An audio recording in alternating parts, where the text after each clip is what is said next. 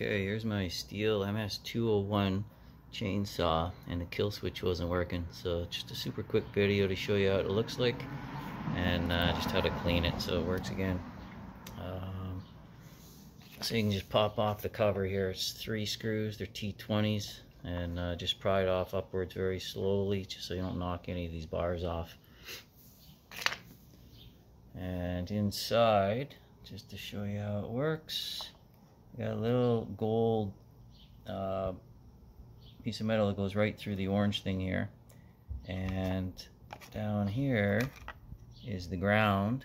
I put a meter on it to find out which one's ground. So this is ground, this little spring down here, and this one here probably goes, I would assume, to the spark plug. So there's one on this side, one on the other side, and when you operate this thing, you'll see that the little gold piece that goes right through the orange plastic, it pulls down and touches the other spring, so thereby contacting both metals, and then it shuts off. But it gets really dirty. Everything, I already cleaned it. It gets a lot of junk in there. So when you clean it, make sure you use electrical contact cleaner. There's a whole whack of videos on using brake cleaner. That's a big mistake, because brake cleaner does not work well with plastic, and there's tons of plastic in here. So use electrical contact cleaner. And yeah, just spray it in here. I sprayed it pretty good already. And then it cleans all the metal off, and I already put a meter on it to test it. And when they connect now, it grounds out, and we should be good to go. We'll just throw the plastic cover back on, and all good.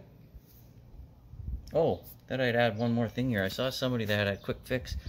If you drill a hole right below the little off symbol, if you drill it right below, see, it'll come in right where all the two metal things are, and then you can stick this hose in and spray it in there, and then you don't have to take this cover off or anything. I haven't tried it. It looks like it would work. If you drill a hole, though, just make sure it just goes through the plastic and doesn't hit anything else, and then maybe tape it up when you're done so junk doesn't get in there.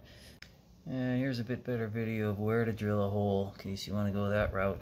When I have to do it next time, I'll make another video, but it's right about here, right about there. Just a small enough hole to get the hose of the electrical contact cleaner in there, and just spray it out, wait a few minutes, and then it's probably be good. But I think that's what I'll do next time. Anyway, hope that helps.